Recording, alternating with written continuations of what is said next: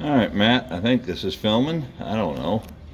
Anyway, not F3. It looks like a 3, but it's actually a B. It stands for Firebird Knife by Genzo. Alright, here's the knife itself. And there's your little carry pouch thingy. I regret to inform you. Let me see if I can show this. Yeah, you can kind of see it. The bevel is, focus, is alright. Oh man, come on now. Focus for me. But on this side, I was using a new sharpening system and the angle wandered. And the bevel is wider on the front here. Alright, I went lower angle. The angle changed on me. Actually, the knife shifted and the clamp and got too steep on one side. Now I'm going to polish it out. It's already hair popping sharp. And I'll make that work good for you. I mean, it cuts fine. It works fine. It's just, you know, there we go. This shows up better. This side is okay. And this side got too wide. I'll polish out those rough marks on the inside of the front tip. You can see it looks a little rough right up in there. Anyway, I'll get that polished out. There they are. It's sharp as shit. The handle scales here are not carbon fiber, but they're G10. And I don't know if that shows on camera, but there's a carbon fiber overlay here. Stainless steel fasteners, reversible pocket clip, D2 tool steel at about 62 on the Rockwell hardness scale. This stuff is crazy good. It will rust. It's rust resistant, but it's not stainless steel, so you know, give it a good wipe down once in a while and check it. It's hair popping sharp right now. It uses a liner lock, which is I push it this way and it releases the blade. The handle scales are cut out here to make it easy to access for a right-hander with his finger. Unfortunately, for a left-hander, you got to try and pull it, and there just isn't a lot of room. So, not handy for me. I about got to use my thumb this way. Anyway, I've lubricated the action and it works pretty good. You have to get past the detent, which is what I did here. That holds the blade for the flipper, and you see it flips closed. And let me see if I can get this out here a ways. Here's your flipper tab right there. Just hold the sucker and give it a pull. It's called a light switch flick, and it goes right out. Let me see if I can show you that a little better.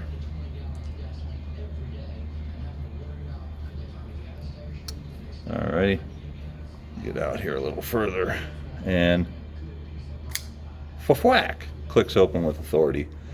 High quality knife. They've gone up 10 bucks on Amazon since I bought this, or anywhere else for that matter. Anyway, this is yours. I'll clean up my screw up on the edge bevel as best I can, but it won't hurt the performance or the function. And honestly, if it's a little imperfect, you won't have to worry about using it. It's on bearings, which makes it super smooth and super nice, but not great for pry bar, right? Don't want to do that. And these tips, let me see if I can get this in there. They're not fragile, and it's perfect. Well, there we go. It's not flopped over to one side or the other. It didn't damage the tip at all, which is what I typically do when I sharpen them. This sucker is pokey. It's pretty stabby. It's pretty slicey. Slice, slice, slice. I didn't cut your bag. Oh yeah, that's the other thing I wanted to show you was blade centering. So let me show you the action coming down. Look at that. Smooth and slick. And blade centering, perfect. You know, you can spend 200 bucks, 250 bucks on up on a Benchmade that doesn't work this smooth. They're gritty as hell, crunchy almost, tight. This is smooth. Oh, blade wobble. No side to side. Let me flick this open for you. I'm not going to be able to show you this, but if you grab the blade and try and wiggle it like this in the handle, that's called side to side blade play, and there is none. If you grab the blade and try and move it up and down while you hold the handle, that's vertical blade play, otherwise known as rocker lock, and it has none. Benchmades I have, one of them, the more expensive one's got more side to side than it should have, and it has up and down rocker lock like this, which I am not tickled with. That's getting sent back for either warranty work or a replacement. All in all, these are, I think, better overall quality than the Benchmade. The D2 steel is hardened to way high. It's strong, it's chip resistant, it holds an edge. I mean, the only thing, you gotta take care of it once in a while, make sure it's not rusting on you in your pocket. Other than that, it's a fairly lightweight package. It's good looking, won't scare your coworkers too much, and it's all based on this. That's the first Ganzo I ordered. Oh, by the way, yours is a, well, let me look. FH11 SCF. So you'd think it's for me, but this one is the 12SS. It's all stainless steel. Instead of a liner lock, which is in here, it's a frame lock, which is right here. And that's a little easier for a lefty to use. All right, I can either use my thumb this way,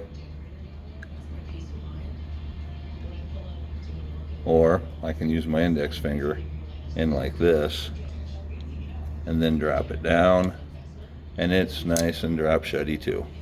Smooth, a little heavier, obviously, being all steel. I'll give you your choice. Oops, damn it, I just jacked up my display table. Wah! Okay. All right, let me try and put it back here. It's all sticking, microfiber. Anyway, I'll give you your choice. Like I say, I jacked up the bevel a little bit. Still cuts, but it's uneven looking. It's even on the cutting surface. Or if you want, I'll let you have this one. It's a little older, it's been used a little more. It's also stupid screaming sharp, hair popping. The bevel is not perfect, but it's shiny, and I can make yours shine, and I will. And it's not a jacked up bevel, at least not as jacked up.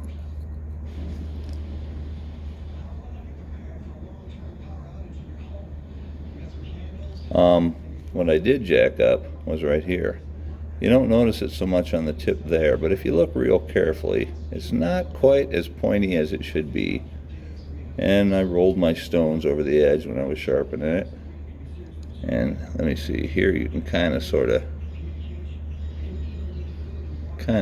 get a view of where, right there you can see it, right at the very tip, that little roll mark. So it's not as stabby as it used to be, but it's still really good, and I love it.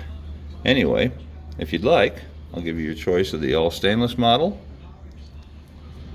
or the carbon fiber model. Both have their little imperfections in my sharpening, but both have been corrected.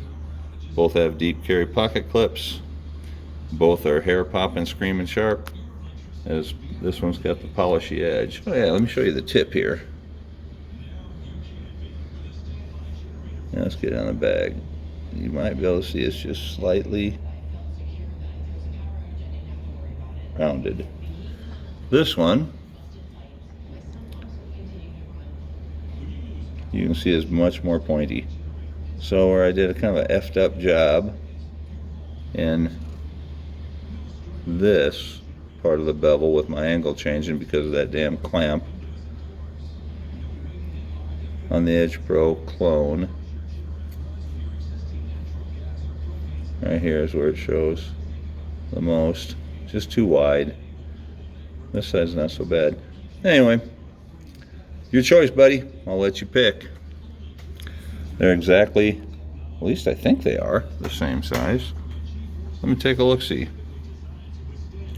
The handle's actually a little wider this way on this model, I can see. And I'll be damned, there would appear to be a length difference as well, which is kind of funny. Must all be based on handle size because, whoa, it's not. The blades are listed as the same size in literature, but they're not. So this one here is a little larger, a little less fancy, a little heavier. This one here is slightly smaller, prettier, and more gentlemanly. So, your choice, your call, man. FH11 in carbon fibers, FH12 in stainless steel. Up to you, buddy. Anyway, Matt, it's for you. And I'm going to put it on YouTube because it's long. I'm going to get it to you here pretty soon. God dang it, now I got to put brakes on my Toyota. I just got out of the shop. The power steering pump quit, leaked all over. Got it out, and now my brakes are starting to feel a little grindy. I think it's the driver's side rear wheel that's grinding. It's got a little bit of grooves in the disc.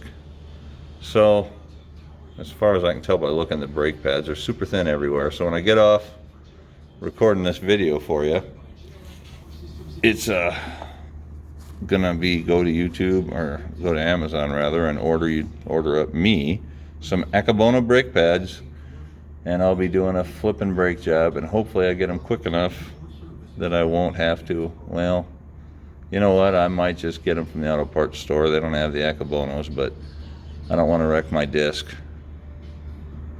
Oh God, a brake job, how much fun is that? Anyway, I know you got the COVID, and I know you feel like shit, so I thought I'd show you this. And I never really noticed, I never side-by-sided them before, but they are a little different size. Both are listed as a 3-inch blade, so, or a little over 3 inches.